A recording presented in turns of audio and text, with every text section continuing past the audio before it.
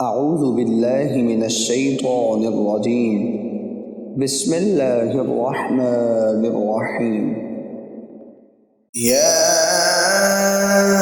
أيها الذين آمنوا كتب عليكم الصيام كما كتب على الذين من قبلكم لعلكم تتقون أياما معدودات فمن كان منكم مريضا أو على سفر فعدة من أيام أخر وعلى الذين يطيقونه فدية طعام مسكين فمن تطوع خيرا فهو خير له وأن تصوموا خير لكم إن كنتم تعلمون. شهر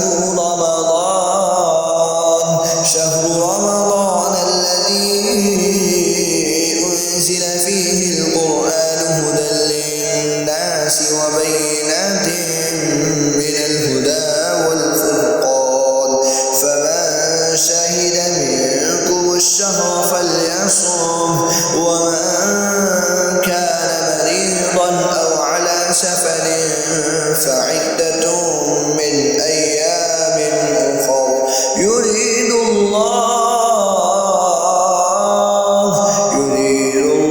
بكم اليسر ولا يريد بكم العسر ولتكملوا العدة ولتكبروا الله على ما هداكم ولعلكم تشكرون. وإذا سألك عبادي عني فإني قريب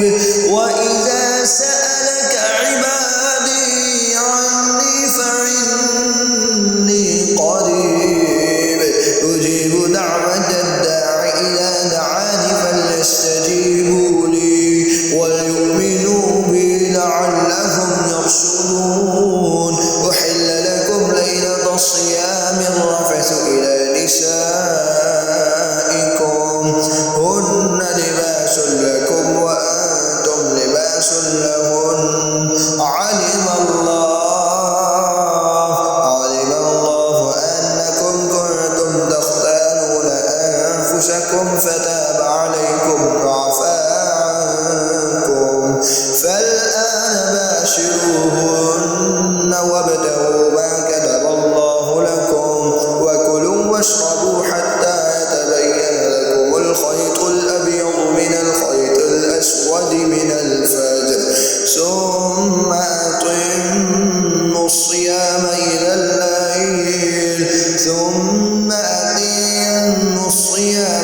الليل ولا تباشروهن وأنتم عاكفون في المساجد تلك حدود الله فلا تقربوها كذلك يبين الله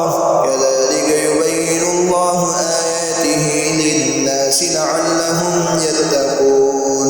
ولا تأكلوا أموالكم بينكم